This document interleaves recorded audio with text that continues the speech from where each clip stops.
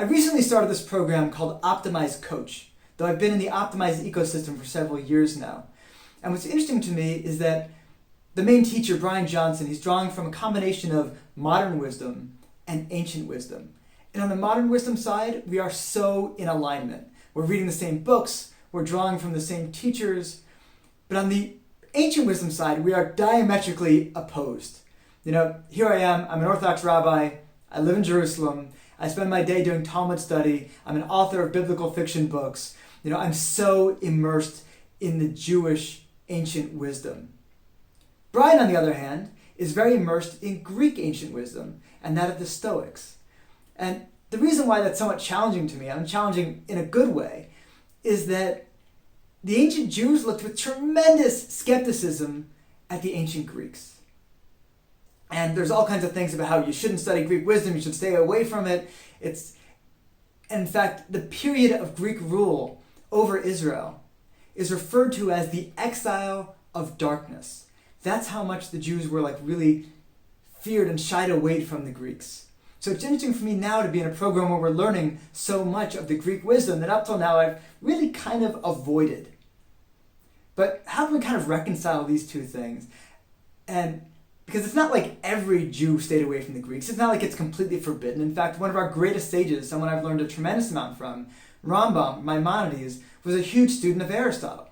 So how do these things work out? And to me, there's a story in the Talmud that really illustrates the interplay between the Greeks and the Jews and how they can get along, how the wisdom of the two can really come together as one. And here's the story. The story starts off innocuously enough. It begins with a question: is the head priest of Israel allowed to wear the priestly garments outside of the temple, or can they only be worn inside the temple? And the Talmud responds with a story. It was at the time of Alexander the Great's conquest of the Middle East. And Alexander was having tremendous success. And when he came to this area, the Jews didn't back him up. They had pretty good relations with the Persians who were ruling at the time. And they backed the Persians.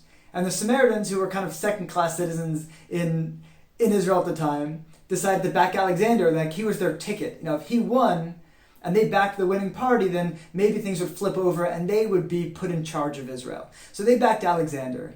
And after Alexander wins, he goes to march on Jerusalem. And, with the Samaritans behind him, and they convince him to go destroy the temple and destroy the city and really hand over control to them. And Shimon HaTzadik, Shimon the righteous, the head priest of Israel, puts on the priestly garments and walks out to meet Alexander. And here you see these two parties converging. Alexander at the head of this whole army, Shimon HaTzadik in these bizarre-looking garments that are never really worn outside the temple, walking towards him.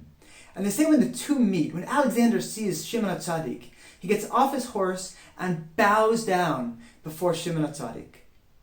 And his officers say, "What are you doing? You're the greatest man in the world. How can you bow before some dirty Jew?" And Alexander says, "You don't understand. I don't even know who this guy is. But every night before I've gone out to battle, when I've been victorious, I've had a dream of this man." And Shimon HaTzadik says, who he is. I'm the chief priest in the temple of God, where we pray for your success, and you're going to now march and destroy it? And Alexander has a whole change of heart, and he winds up, despite the fact that Jews didn't back him, he winds up leaving them in charge and saying, do what you want in the land. So if you ask historians, did this happen? They would say absolutely not. No way. First of all, there's no evidence whatsoever that Alexander ever came to Jerusalem. The historical record, when you can look up where he fought, where he went, there's no record of him being in Jerusalem at all. Secondly, the idea of him getting off his horse and bowing down before the head priest of Israel, probably not happening. That would probably have been passed down in some non-Jewish sources, recorded nowhere. But it's important to remember that this was not a historical account here. This is a Talmudic story written by the Jews for the Jews. And like all of these stories, there's something to be understood within it. So I didn't really get this particular story until Rabbi Mike Feuer, who is my co-author in the Age of Prophecy series, explained it. And I love exactly what he said. He said there's really two big takeaways from this. First of all, you had to understand that the Greeks and the Jews had it was absolute love at first sight. Neither one of them had ever encountered a culture that had as much love of wisdom as they did. And suddenly they met each other and they said, here's somebody who looks at the world like I do, who's as interested, as obsessed with knowledge, with wisdom as I am. And there's a huge exchange of information and thoughts between the two. But at the same time, the kind of the period of bliss didn't really last all that long, because Alexander, he died very young, leaving no heirs. His kingdom was divided between his generals who fought amongst themselves.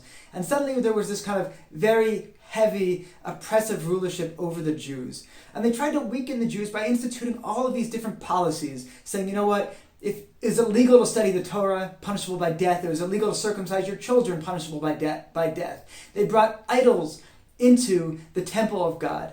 And the idols, were to these Greek gods, which we look at the Greek gods in Judaism as really embodying the worst traits of man.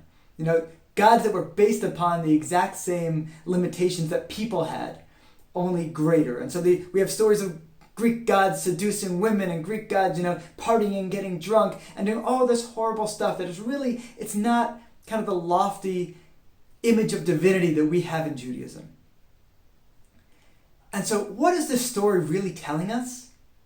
Mike went on to explain that what you see is the embodiment of Greek wisdom. Alexander, the student of Aristotle, bowing down before the embodiment of Jewish holiness, Shimon HaTzadik, the head priest of Israel. And he was pointing out that this is really what it's telling us. The Greek wisdom has an incredibly valid place.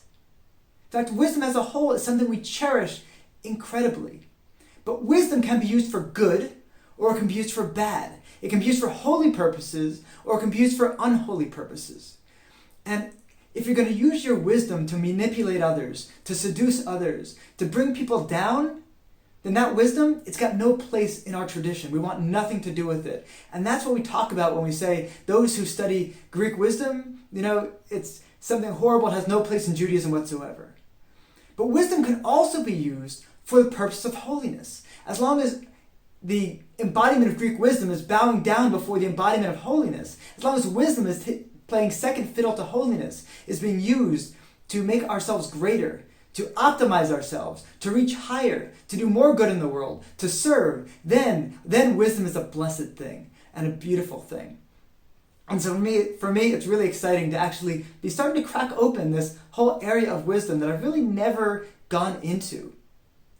And to go into it as part of trying to make myself stronger, is trying to learn more, is trying to do more, is trying to be able to serve better, is trying to be able to live healthier, to be more impactful in the world. That's really the purpose of all of the wisdom we're learning in the Optimize program. So it's really exciting for me to be seeing wisdom and learning an aspect of wisdom that I've kind of shied away from, but now learning it and trying to implement it in a way that can serve holiness, that can serve greatness, that can serve my own higher purpose in the world.